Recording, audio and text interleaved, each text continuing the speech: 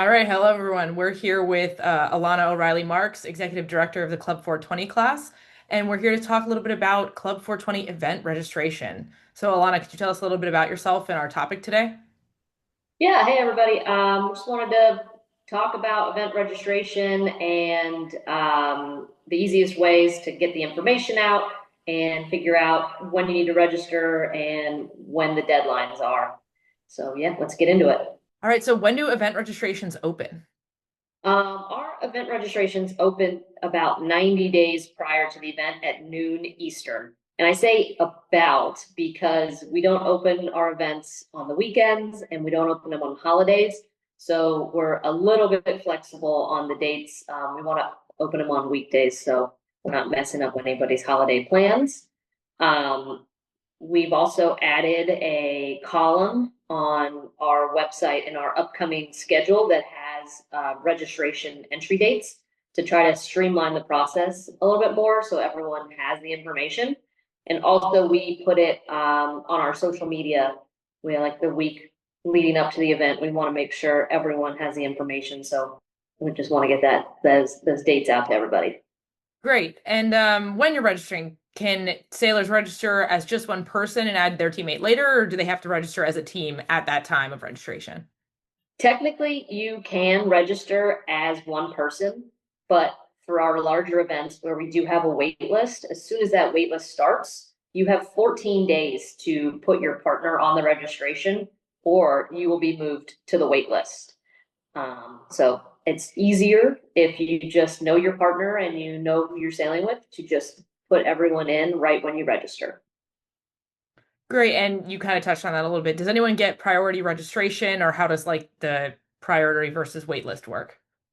There is no priority registration for our events. All of our events are first come, first serve. So when those events open up, at noon Eastern, about 90 days prior, you got to be there ready to click and get your sailors registered. So the first come, first serve, and they're non-transferable. So you can't just give your spot to somebody if you decide not to do the event. And how fast do these events fill up?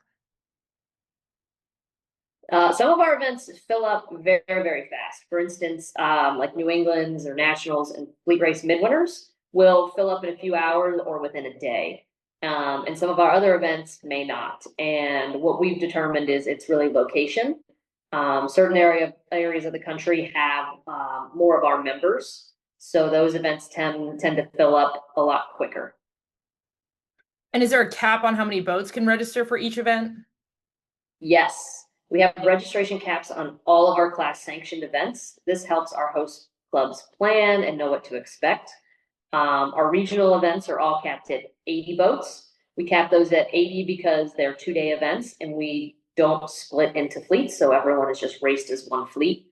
But then our 3 and 4 day events have a higher cap. It's typically at 150, but we're trying to expand as hosts allow. And like this year for midwinters in 2026, we've opened the cap up to 165, and we're hoping we have the option to open it up to 200 boats at the North Americans in 2026 in Canada.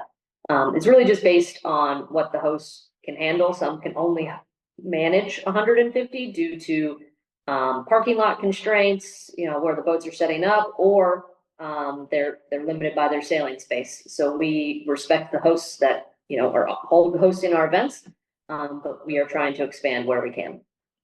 Cool.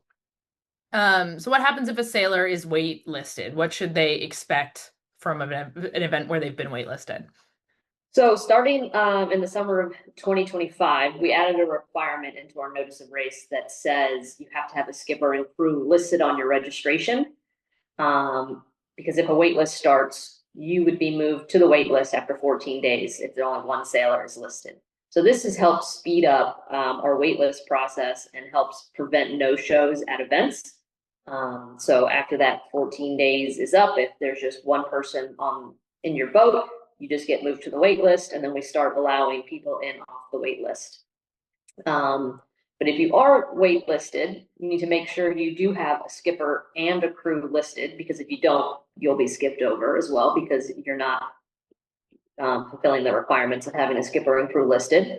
And also make sure your email and phone numbers and all the other contact information on your registration are accurate, because that's how we'll contact you to get a spot. And you have 3 days to accept the spot and pay the registration fee. And if you do all that, then the spot is yours. And then also one other thing is, a lot of people ask about what happens if like there's duplicate registrations. Do you go through that? And yes, we do go through the registration list right when we're about to move sailors to the wait list, so we can find people who are double registered or put themselves as both the skipper and the crew. But we have a lot of people who the skipper will register and the crew will register separately, and then they realize it, and then we have to pair them up together.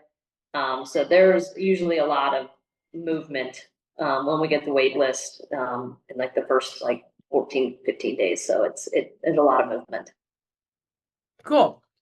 And what if a skipper and crew are no longer sailing together, but they've registered for events? What happens then? So if that happens and the pair has signed up and they both want to compete in the event, but they want to compete with other partners, the class has decided that whoever pays for the registration spot, that's who the spot belongs to. So say there is a wait list and the team splits up, the person who paid will hold their spot, and then the person who did not pay will need to either join the wait list or figure out something else. Awesome. Okay, thank you for clarifying the process on registration for events.